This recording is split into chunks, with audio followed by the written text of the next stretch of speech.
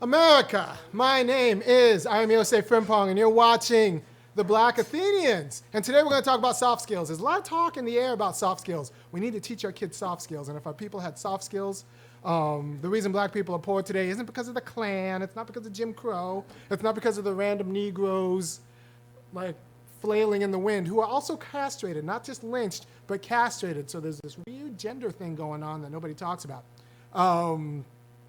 It's because we don't have soft skills.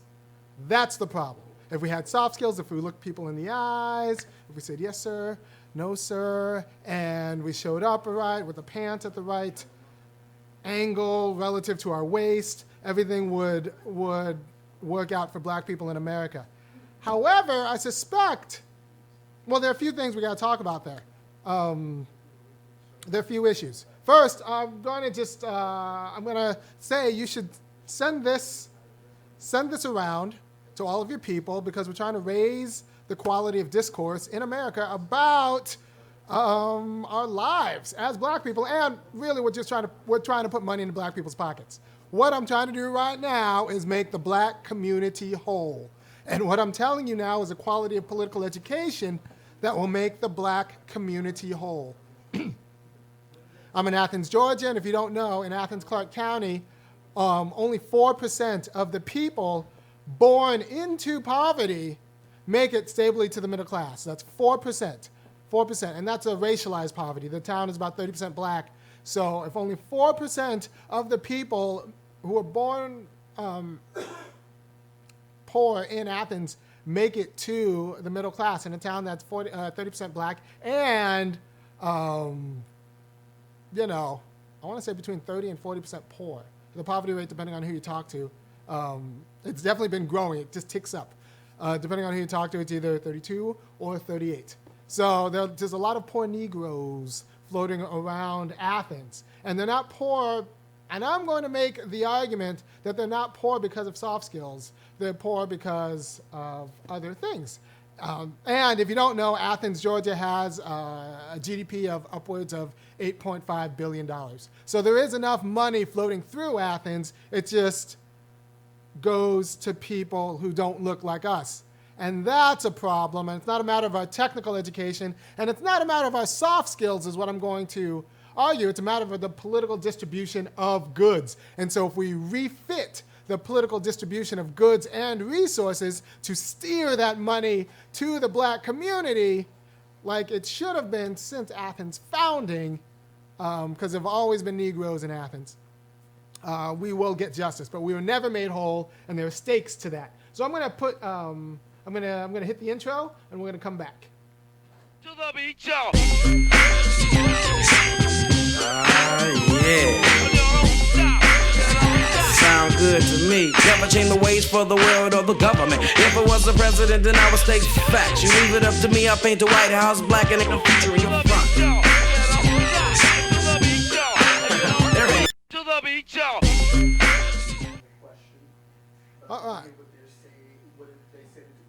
All right, so we're back, and let's talk about soft skills. So soft skills is supposed to be like the quality of manners that make your employers comfortable. And I'm going to tell you a little bit about your employers. This is the Alabama race. This is information from the Alabama race. The intern Matthew's out, so I'm doing some technical stuff as I do because it's holiday and he's tizzing the season.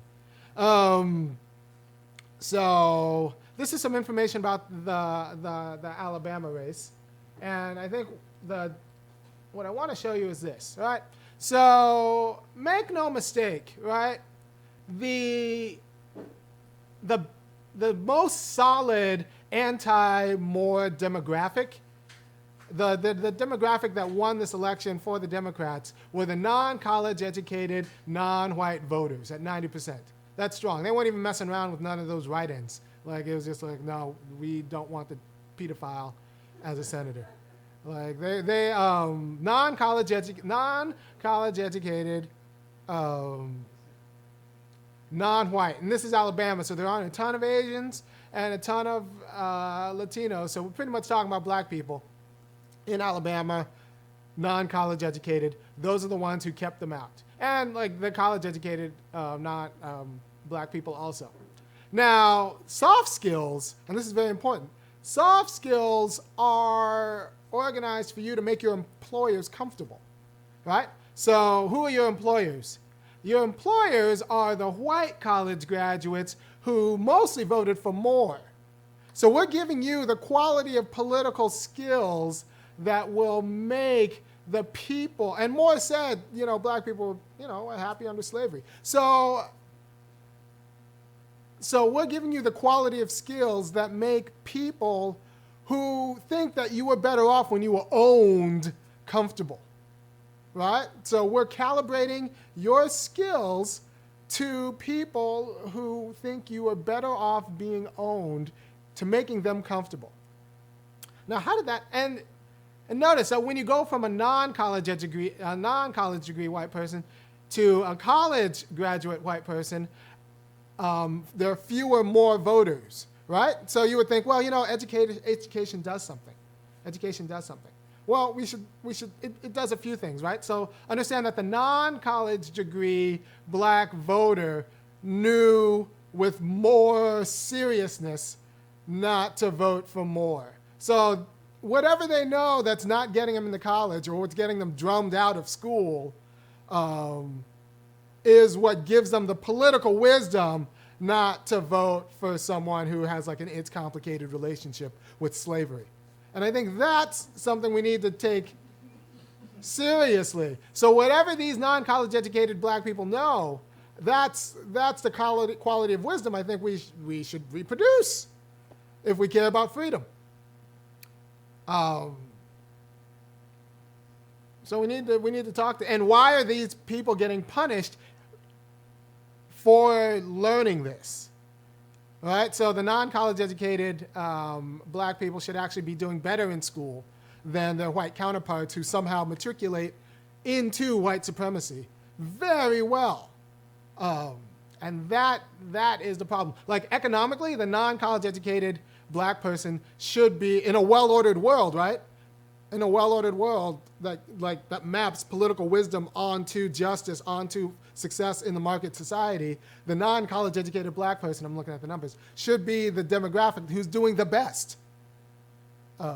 Because, they're the demographic who has a sensibility not to vote for a guy who can't actually enter into certain malls because he's a danger to some of the ladies there. So what happens between the non-college educated white people and the college educated white people? People are like, well, that 20 points, the difference is because like through schooling you kind of learn the quality of political insight that will teach you, that white supremacy is bad. And I'm going to say that's actually false. There isn't really a stark difference between the non-college educated white person who voted for more and the college educated white person who voted for, and that 20% that you would think college accounts for in them not voting for more. There's not a stark difference. What's at issue here is manners. And there's a wonderful piece. I actually linked it in the comments to this video, in the little description to this video, about how manners and soft skills and politeness actually masks white supremacy. So what happens is that people don't have a problem with the realities of white supremacy. They don't have a problem with the realities of white supremacy. The black degradation, the black poverty, the generational poverty. They don't have a problem with that. What they have and what these soft skills teach you is the crassness of it. The problem is in the crassness of white supremacy. You're not allowed, for example, in Athens, we had a situation. I'm going to bring up some media, because why not? We have media.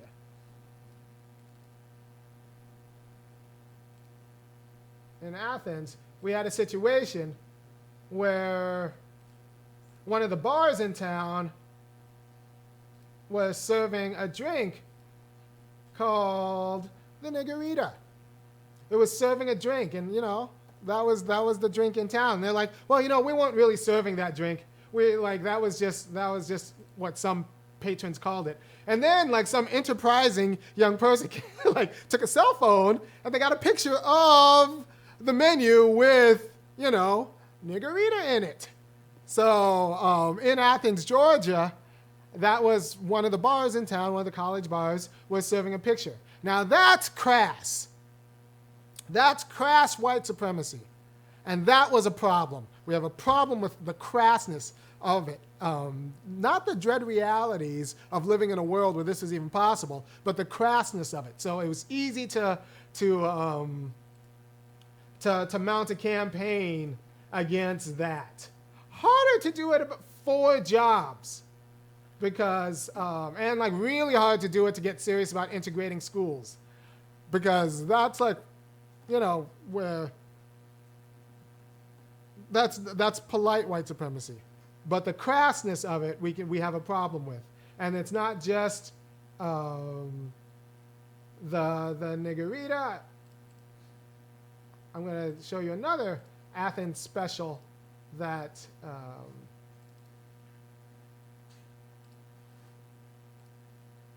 that was an issue, and show how the problem isn't the problem with white supremacy for the educated class, for the soft skills class, isn't the realities, it's the crassness and the manners. It's pretty much a picture of the Confederate monument. I can't track it down now, but it's a picture of the Confederate monument in Athens. And that the idea that we should be celebrating the Confederacy is crass, all right? And celebrating it with a monument is crass. Not the dread realities of the inabilities of Reconstruction to actually make the community whole. That isn't something we can organize around. But we can organize around whether this monument is too crass to be an actual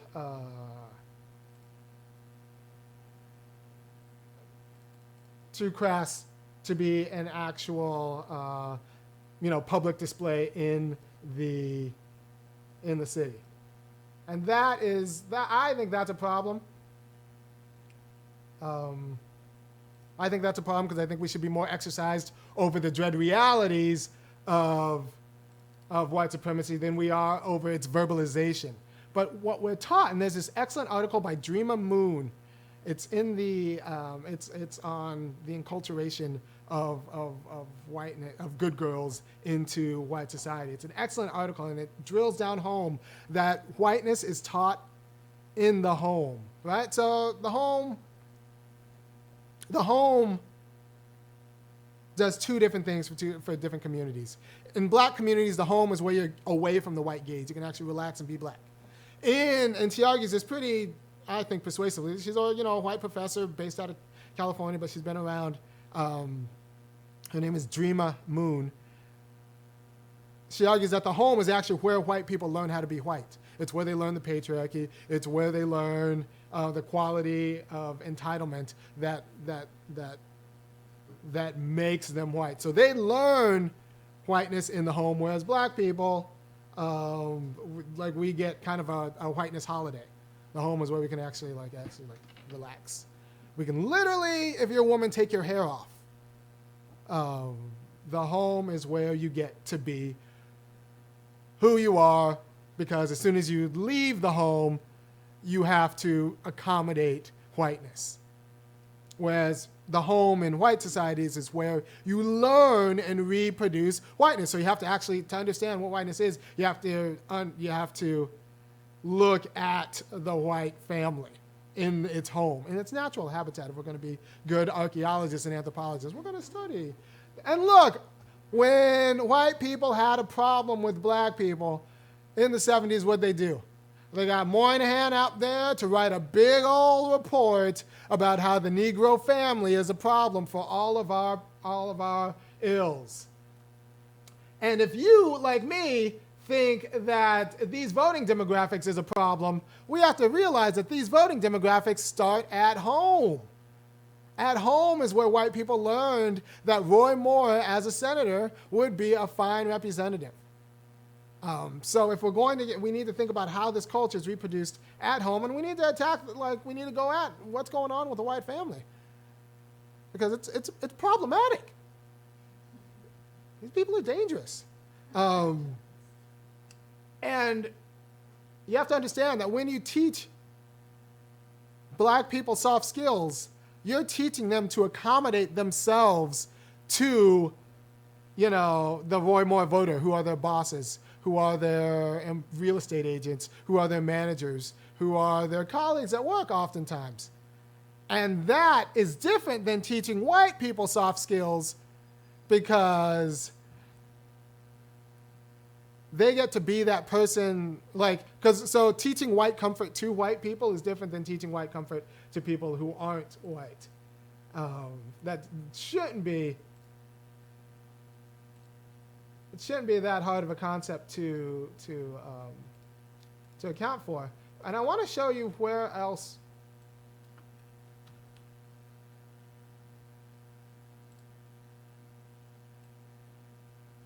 white people learn whiteness. All right? So there's a program in Athens, Georgia, that's called Perfectly Polished. And I found their website, and that's Perfectly Polished. Perfectly Polished is in a program in Athens, Georgia, where white people learn how to be white. Now, it's supposed to learn manners, right? You see the young man. I can't get the whole... it's actually pretty big. Like the liberals and conservatives participate in this program. And it's pretty big, and it's supposed to be manners. You're supposed to learn manners and dances like the foxtrot and the rumba. Now, rumba sounds vaguely ethnic. So definitely definitely the foxtrot. And the electric slide. no, they don't learn the electric slide. No. They do. I was in Oh, you are. Oh, we have an alumni, and I have white people in my audience. See, this is why you have to talk to white people. So you learn the electric slide. Apparently, that's good. Well, you just got to be black to learn the electric slide. So I can't get the whole website on to be flashed through, but it's a whiteness program where we teach white people how to be white. So and the expectations of whiteness, and just call that manners, and. So it's actually not a small program. I saw pictures of the end of the year gala, and there were a lot of people in that program. There were conservatives there. There were liberals there. There were Hillary voters, moms there. There were conservative moms there. Because the one thing that, all of these, they might disagree on abortion. They might disagree on whether women's roles are in the home. They might disagree on the equal pay for equal work, but they all agree that they don't want their kids marrying or hanging around or being comfortable around people who don't have these manners. Because it's not just a matter of learning which fork goes where. It's a matter of judging other people for not knowing or knowing which fork goes where, if they can foxtrot or cha-cha. And so just go to Perfectly Polished, put it in Google, and you'll see what I'm talking about. What they're teaching is whiteness and the appreciation of whiteness. And that's what they're selling. Because you know what? There's an asset value to whiteness. It pays. And this is how it's reproduced. And our soft skills are supposed to accommodate you to their comfort. Because you'll go to the website and they'll show that it's actually, we sell leadership. So it's also manners and leadership. So what does that even mean? Manners and leadership. And it's also the quality of leadership. Once again, this is a white program, and a quality of leadership and a quality of manners that gets you disgusted at the crass expression of white supremacy, while also teaching you to enjoy its realities. All right? And I'll say that again. It's organized to get you disgusted at the well, not disgusted, at least troubled. And that's the college-educated white people demographic. That's a college-educated white voter in Alabama. It's not as if they have a problem, a bigger problem than the non-college-educated white voter in Alabama. It's that the college-educated white voter in Alabama can't stand Moore's crassness about white supremacy, thinks it's unbecoming. And that's what we teach people. Not to fight white supremacy, but to fight its crass verbalization. And that's the big difference between the Democrats and the Republicans as it stands. One is very comfortable with the crass verbalization of anti-black politics. The other has a problem with the crass verbalization of anti-black politics. But make no mistake, neither of them want their kids going to school with a lot of black people and are fine with the policies that reproduce anti-black life.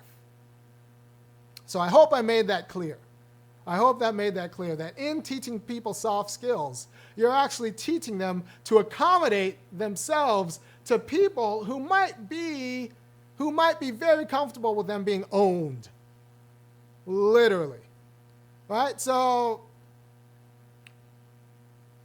soft skills will not get us justice. This picture suggests that the people without the soft skills, the people we most stigmatize, might have the most mature political sensibility of all of the voters in Alabama. And if it's in Alabama, it's also in Georgia. So we have to ask ourselves, what are we teaching in schools such that the people who are doing poorly in schools, actually come out with the best politics? And then what are we teaching in schools so that the people who are doing very well go on to college, if they're white, still end up voting for more. So it's insufficient. It's insufficient. Yeah, 57%. That means all 12 years of schooling plus postgraduates and all of that only got you 57%. Oh, still you're 57% for the white supremacist.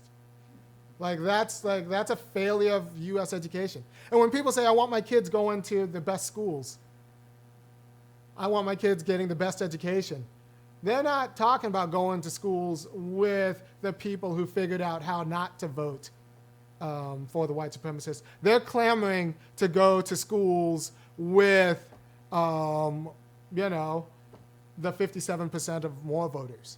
And that's a problem. So we need to redefine what political education means. And we also need to redefine what soft skills are, because these soft skills are the quality of skills that make more voters comfortable, which means they're not the quality of skills that will get black people justice, right? So when we decide what constitutes soft skills, maybe we shouldn't take our cues from whatever the Chamber of Commerce wants us to have.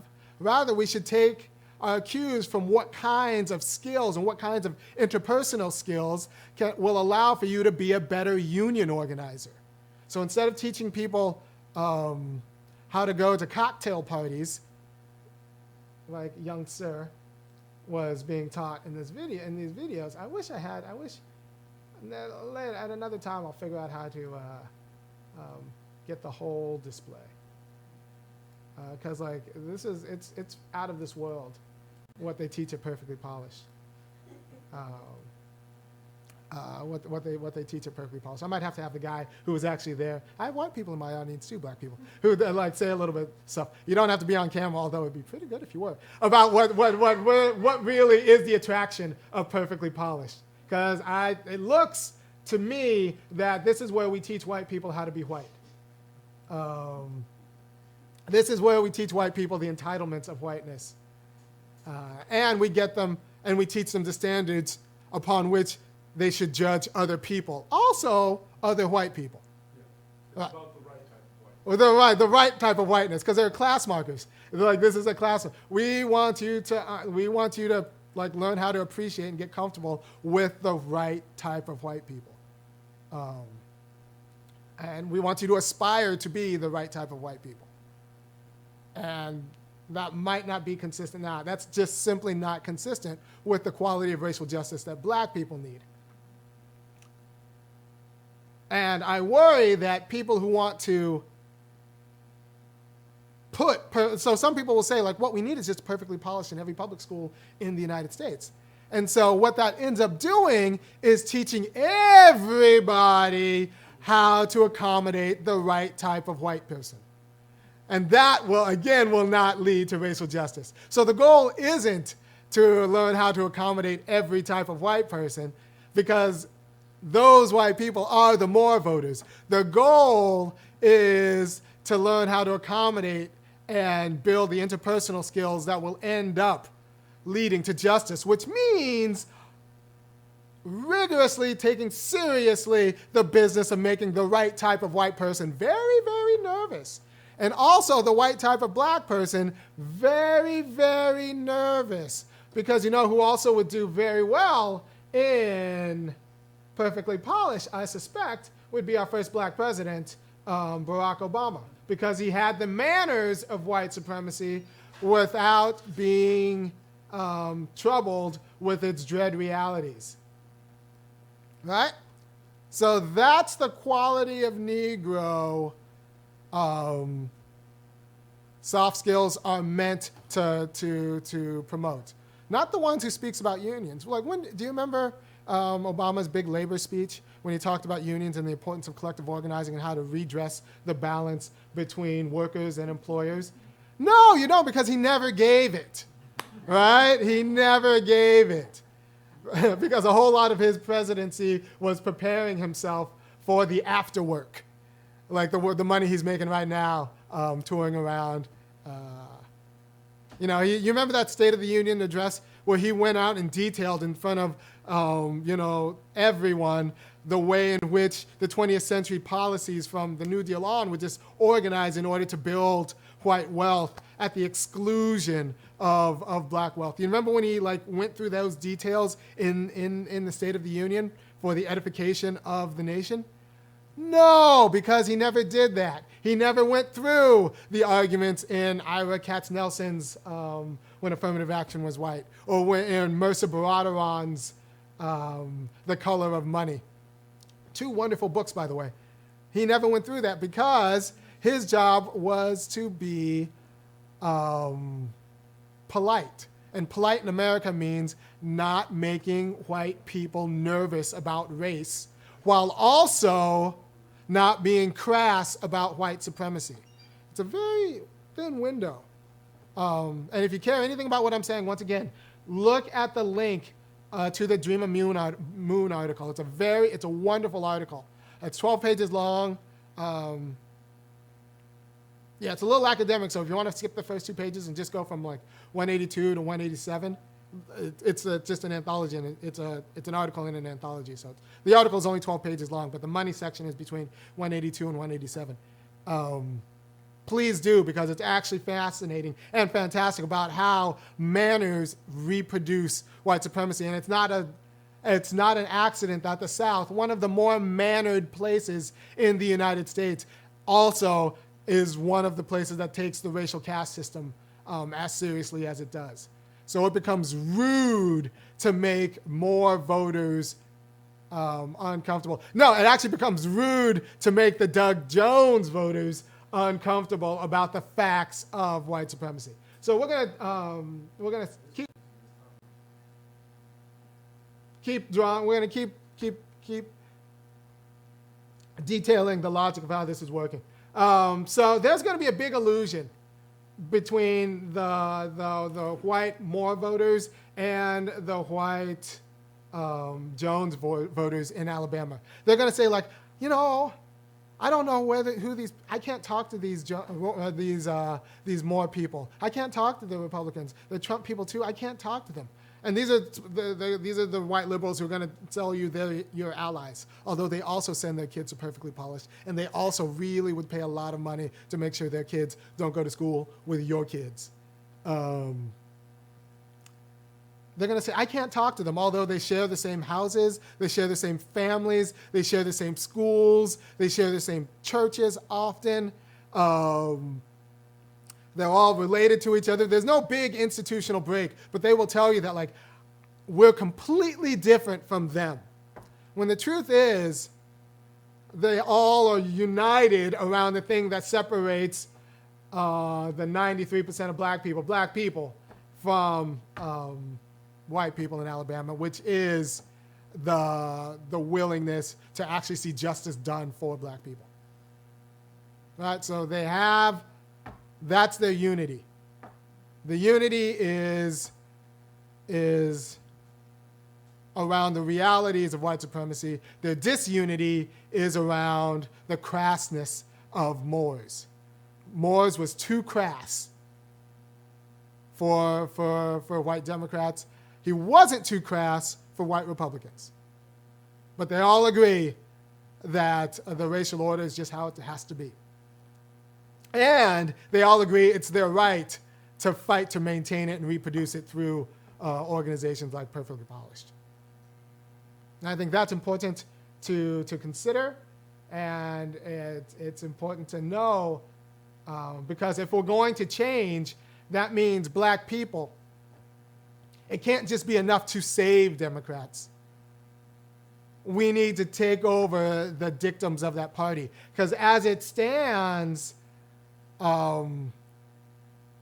we are very good Democrats without asking for anything in return. It's funny, and black people get sold this, and I touched on this last week about how, like, look, you can't go to AIPAC and just kind of have like an it's complicated relationship with Israel. You can't go to La Raza and have like an it's complicated relationship with immigration. But somehow, as a black person, you can't go to GLAAD and have an it's complicated relationship with gay marriage, or don't ask, don't tell, or like some of these other issues. But you can go to black people and have an it's complicated relationship with justice for black people and still have it be okay, we'll vote Democrat anyway. So what do those other groups know that we don't? One, they're willing to lose.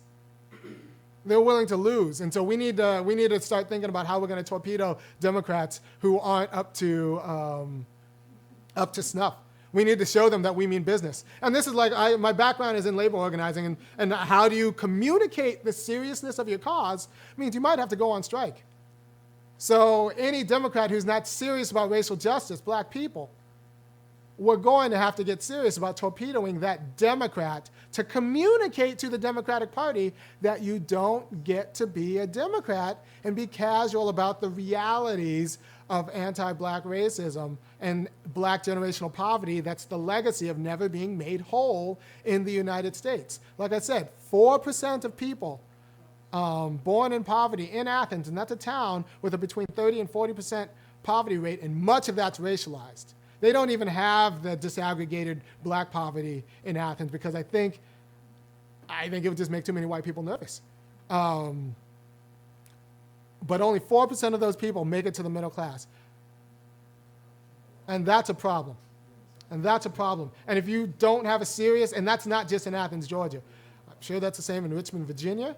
I'd be surprised if it was any different in Columbia, South Carolina, and anywhere in Mobile, Alabama. Anywhere there's a large poor black population and a white population that's actually doing fine.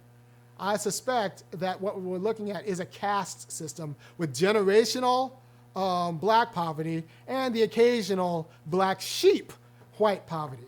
So there's black generational poverty and there's black sheep white poverty, which means if you get off meth and you get your act together, the money will come for your wedding, and maybe the down payment of your house. So if you actually once it turns out you're not going to be the next Michael Stipe and your band's not going to make it to the REM, your white poverty becomes suddenly just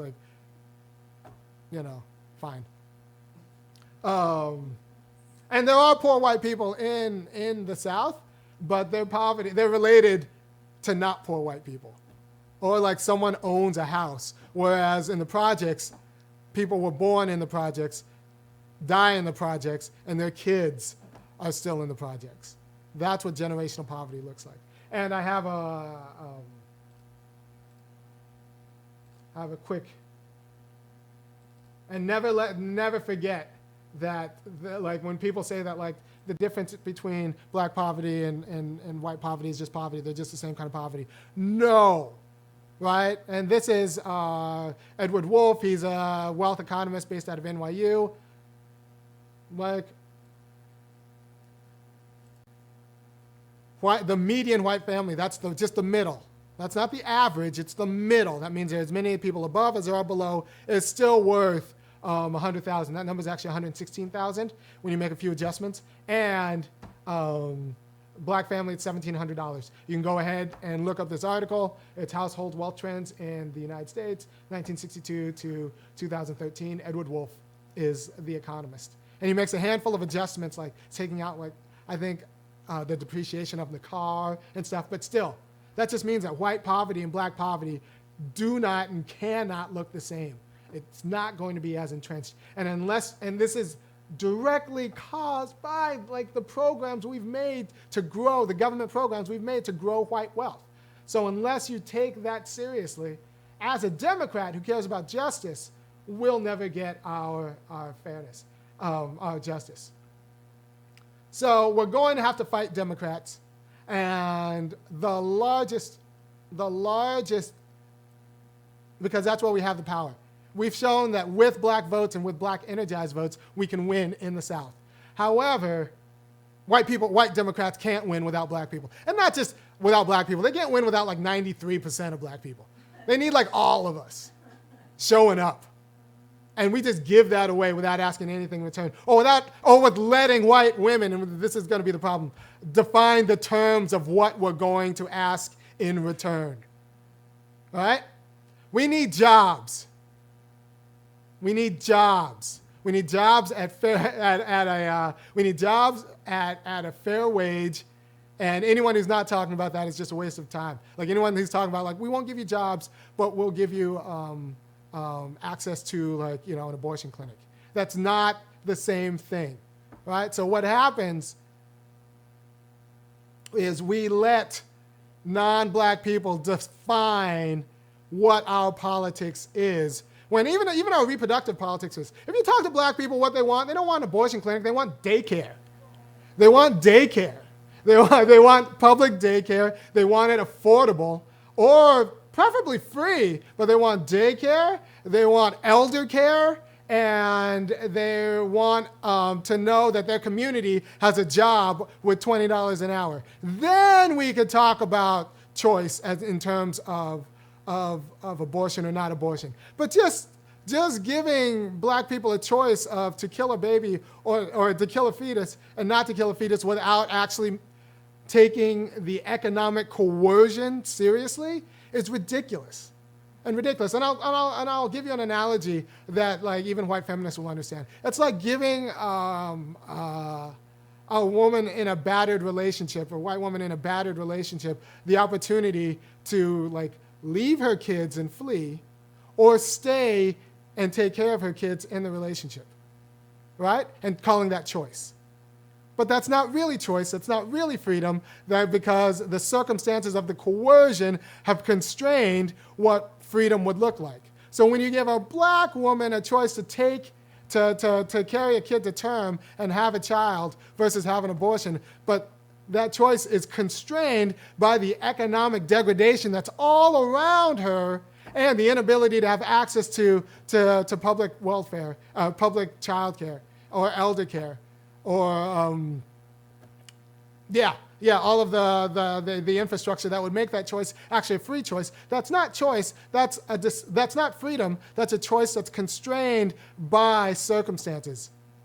But Democrats, you're not serious about getting rid of those circumstances. And white liberal women, you're not serious about public child care. Or I would hear that as much as I would hear about abortion clinics.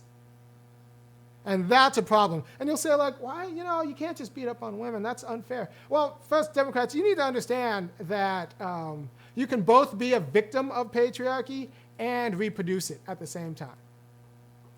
I'll say it again. You can both be a victim of a racialized patriarchy and reproduce it at the same time, right?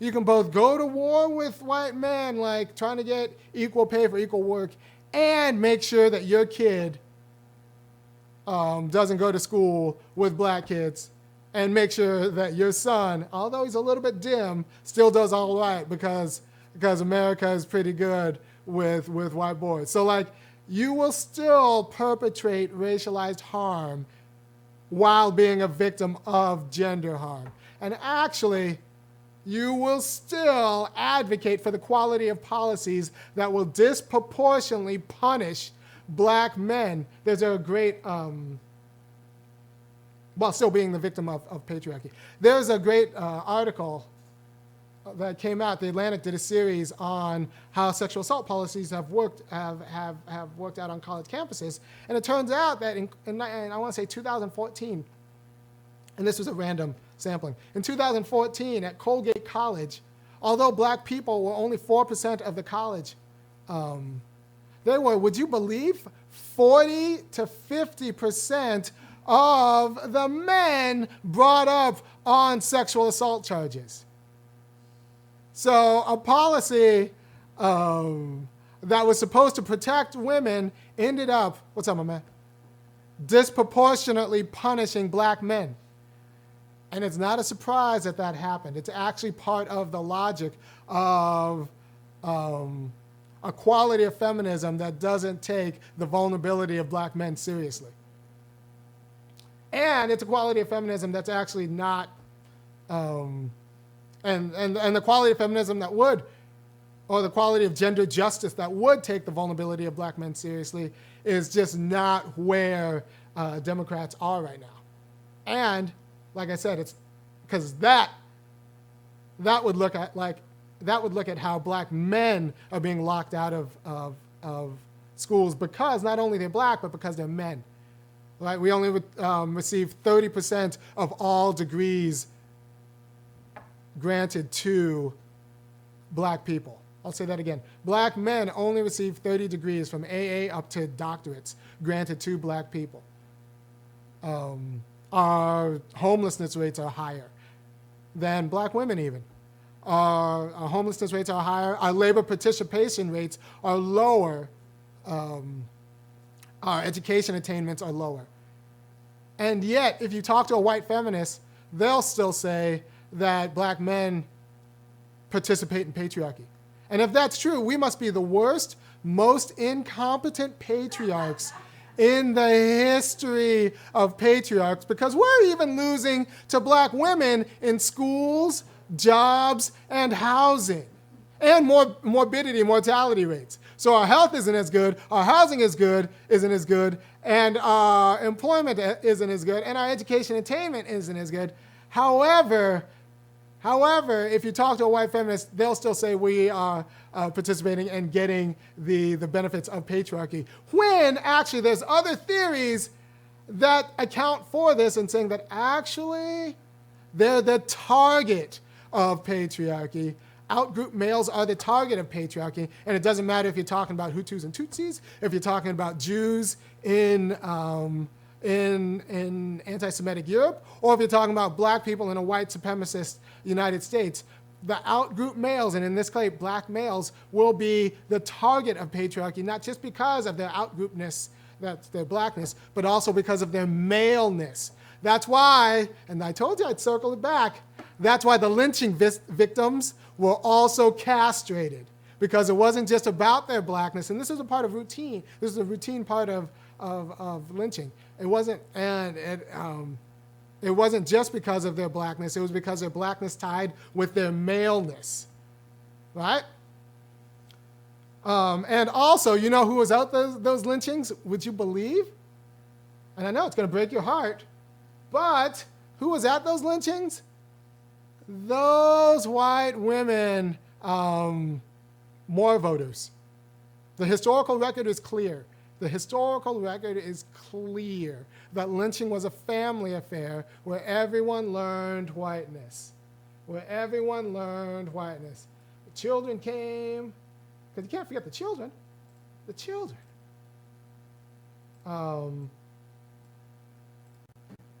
Everyone learned it because that was a part of whiteness in America. So, you have to think, where else do people learn whiteness in America right now? Are people on YouTube enjoying this? How many people do I have anyway? 100? I haven't put it on my page. I should put this on my page. No, the chat has been pretty. 123. Oh, okay. 122. Oh, that's not so bad. All right. Well, tell your friends. Share this on your Facebook page. Share this on. Tweet it out. I'm going to post it on my page when I'm done. And because this is important. It's important. It's important. So if you take anything away from what I'm saying, take away that the problem with liberal white people in the South who are kind of casual about the realities of racial justice, but are very exercised about its verbalization and expression. Like they'll be on you on the monuments, they'll be on you about the niggerita, not going to be on you so much about getting jobs for black people, especially black men. They might like summon the will to support black women, but they're not going to be serious about black men. These are the people we're going to have to go to war with in the Democratic Party. Because if you're not serious about racial justice in the Democratic Party, you shouldn't get 90% of our votes. And we just need to make it known that if you're not serious about racial justice in the Democratic Party, we will torpedo you. Because we can't vote Republican for a variety of reasons. But we will be able to strategically pick which Democrats we sit out. We sit out. We'll vote for this one, but not this one, but not this one. And we will have the quality, we will build up the quality of sophisticated politics that will actually get us what we need. And Democrats within the Democratic Party, to get the quality of labor policy that will get black people to work, we need to figure out why the Democratic Party doesn't have a coherent labor politics.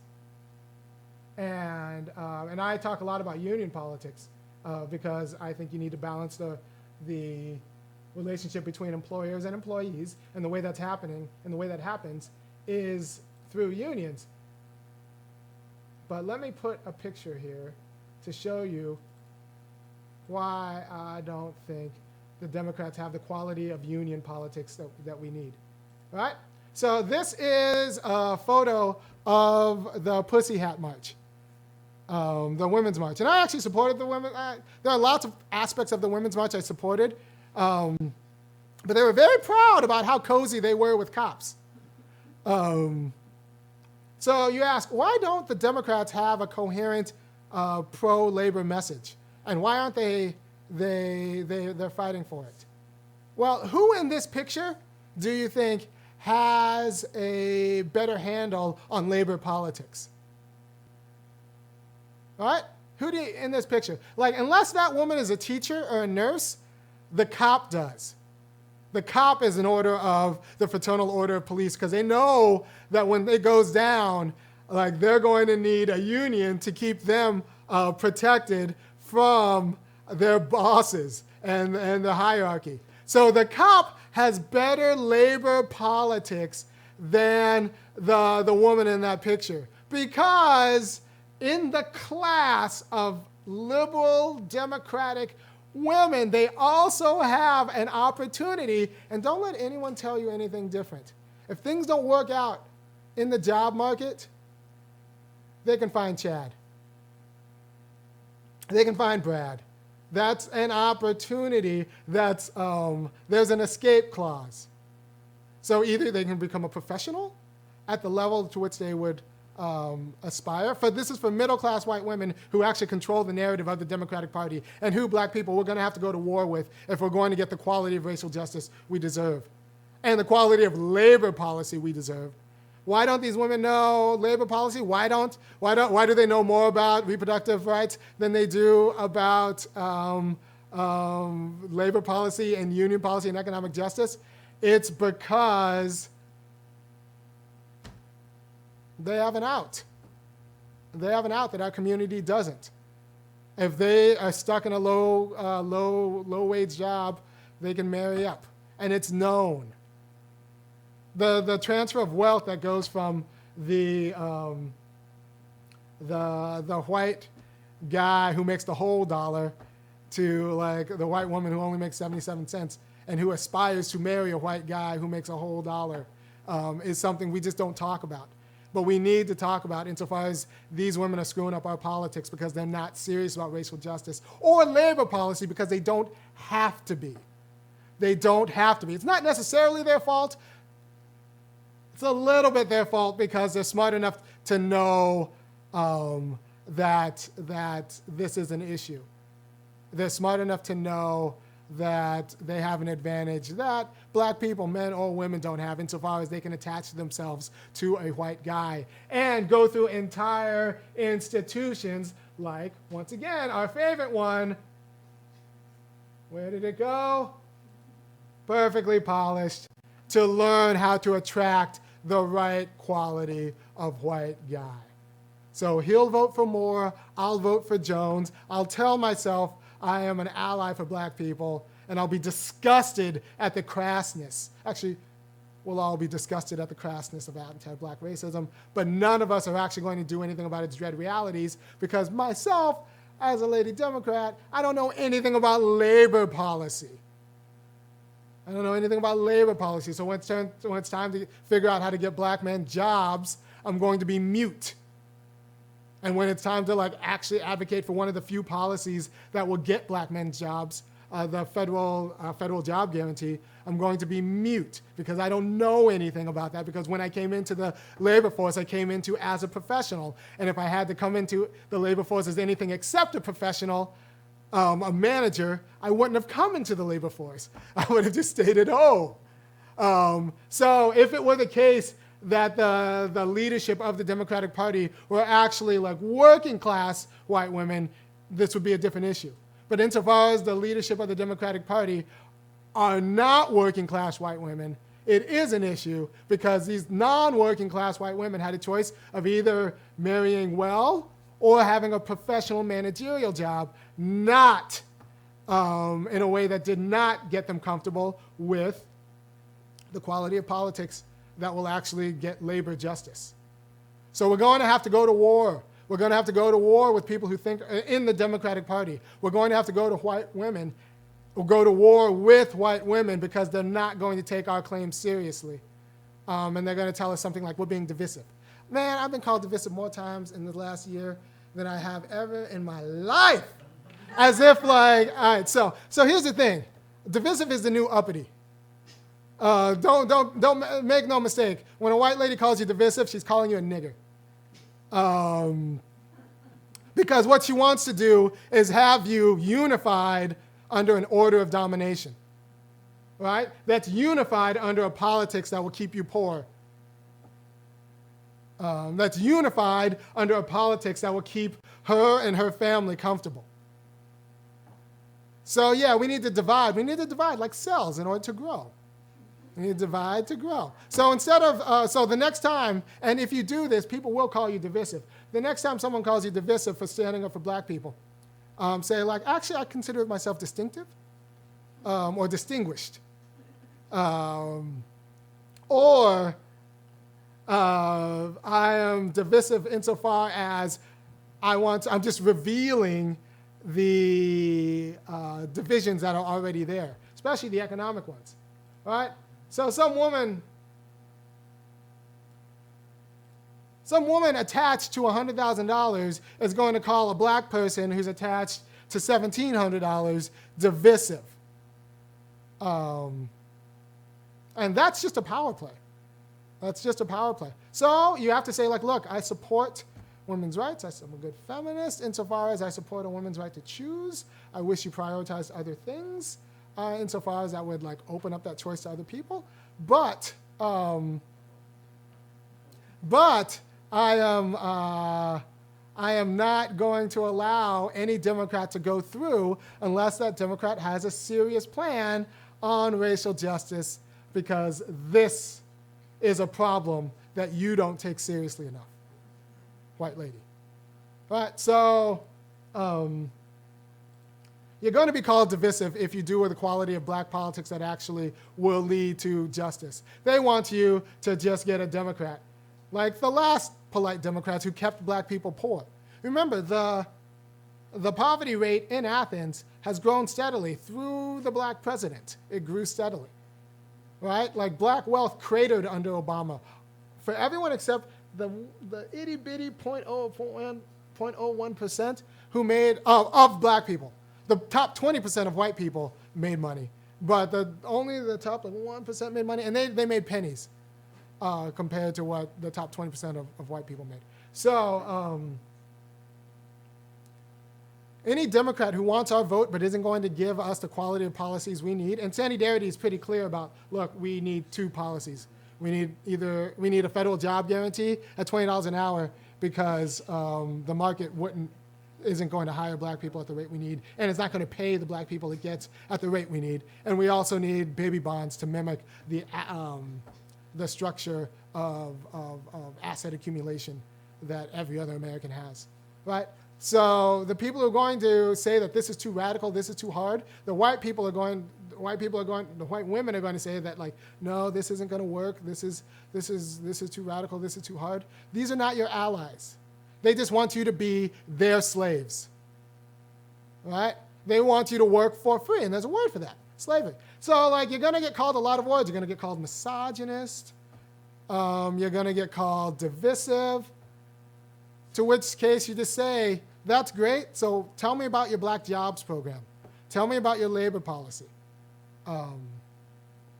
And the honest truth is that, like, they're in a particular position in the labor market that black people, especially black men, are not. Actually, no, just black people. Black people are not.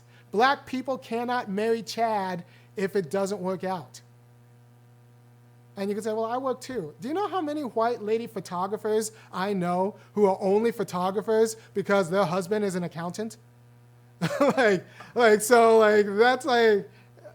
they're in a particular position in the labor market that should not be dictating what's possible and what's necessary for people who are black and in a position in the labor market.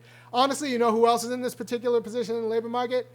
Immigrants who have a country to go back to. All right, so you come here, and if America's not working out, you can just make all the money you can and you can go back. That's a particular position in the labor market that black people who came here on boats didn't. And, like, there are lots of different kind of black people who came in the United States. Most of the black people are descended from people who came on boats, and there's another set of black people who came on planes. The labor position of the black people who came on planes is markedly different than the labor position of the black people who came here on boats, chained to the bottom of boats. So we need policies that are geared toward the labor position of the black people who came on boats, right? So what do I want to say?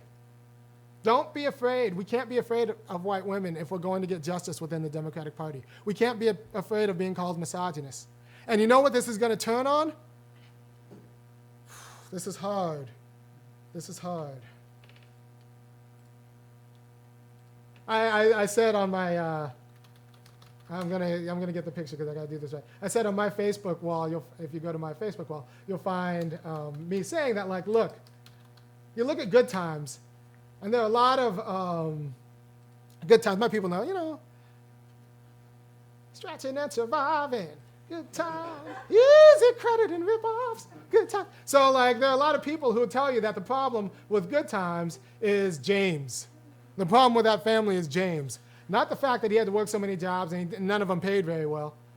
Florida's biggest problem is James. So if she just got rid of James, everything would be fine. That's what too many people will tell you. Too many people who call themselves feminists will tell you. That they're hard, their life is hard because James has an anger problem. When really the problem is hard because James doesn't have a good job and Jada doesn't have a job. So the pivot point, how we're going to get our justice, now black people working at home, how we're going to get our justice in the Democratic Party is black people are going to have to make sure that black women are down with the labor policy, right?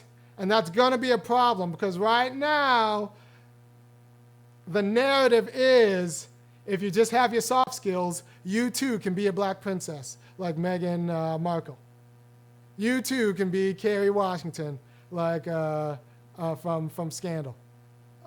You too, that could be your life. And I told you last week, I told you before, I'm from California. I know 40 people like Meghan Markle. There's only one of her. The other 40 are still struggling figuring out why. The other 40 are like Omarosa, who thought they were white, but then it turns out that they were black.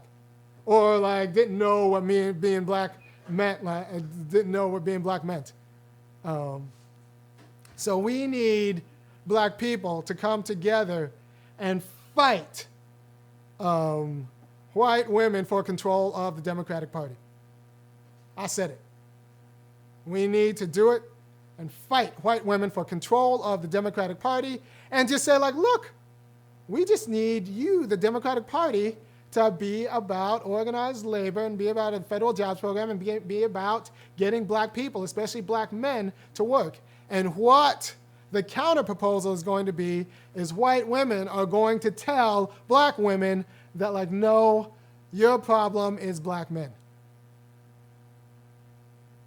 That's going to be the counterattack. So the pivot point is going to be black women, and it's kind of like sisters watching at home. It's up to you to get this right. Understand that, like, your fate is tied to, like, who's your fate tied to? Is your fate tied to the men in your community, or is your fate tied to the women in their community? Right? Who is your fate tied to? And we need to be honest about that. And we need to be honest with our white allies that what it means to be a white ally is to understand the vulnerability of the black community. The problem isn't whiteness. I mean, the problem is whiteness. And depending on who you talk to, the problem may be the way whiteness intersects with womanhood in a way to create like an aspiration to be perfectly polished that's not consistent with justice for black people. But all of these things can be remedied if people just loosen their grip to the perks of whiteness. You just need to loosen your grip. White women just need to loosen their grip and understand that the justice claims that black people are owed are justice claims that black people are owed. And they're justice claims. They're not a black problem, they're an American problem. And insofar as things like Perfectly Polished, institutes like Perfectly Polished, give you a holiday from the American problem, they also concentrate the American problem into a black problem. And don't let institutes like Perfectly Polished say that it's a matter of charity. It's a matter of justice. White people are very good at doing charity. They get to control the terms and like the discretion. It's very nice for them. But like we don't need charity, we need justice. And so our soft skills need to come from the quality of interpersonal relations that goes to organizing unions, that goes to organizing for justice for black people. They don't need to be calibrated to the dictates of a white employer who thinks that you probably would be better off if you were a slave anyway. Right? So, I hope everyone actually shares this video to everyone who's watching, who they know, because this is important. I hope you think about how we're going to talk to the sisters about like pledging allegiance to the black community rather than their aspiration to get a piece of whiteness. And because I think they're going to be the pivot point. If they're on board with the quality of labor and racial justice that will get black people whole in the United States, we can take over the Democratic Party for the good of everybody. If they're not on board, if they still think they can be Meghan Markle and think that if they're just nice to white people and get the right aspirations and just accommodate them, and if they think the problem is black people just not accommodating white people in the right way in the job market, if they think that's the problem, then we'll never get the justice we'll deserve. And every interaction we have outside of our home will continue to be calibrated to the comfort of people who think that we were better off when we were slaves. Although they also think that articulating that in its crassness is déclassé. All right, so I'll leave you with one thing that Moon is very good in articulating. Turn up the volume a little bit on me. Moon is very good at articulating that, like, look, the strategy of white supremacy, the strategy of polite white supremacy, is to offshore its racism onto lower classes of whites. Right? Only lower class white people are racist, and you can tell because they are crass about it. We in the upper class are not racist, and you can tell because we are not crass. And racism and the crass verbalization of racism is like something we would not do. We also are not going to fight for the qualities that will policies that will make you whole. But real racism, white people have figured out a way to stigmatize poor white people as being the real racists. When like, no, that's not the case. They're just the crass racists. So, thank you for your time. Thank you for the studio audience for showing up. And if you have any questions, hey, look, if you like what I'm doing here, go ahead and go to thefunkyacademic.com. Sign up for a monthly. I need more monthlies because I want to be able to train people, because this isn't just about me.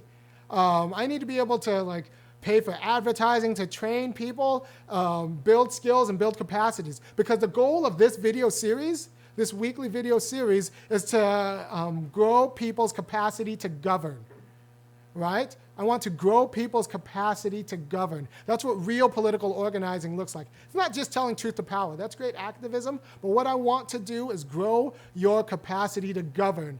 And this video is telling you how to govern your party, black people.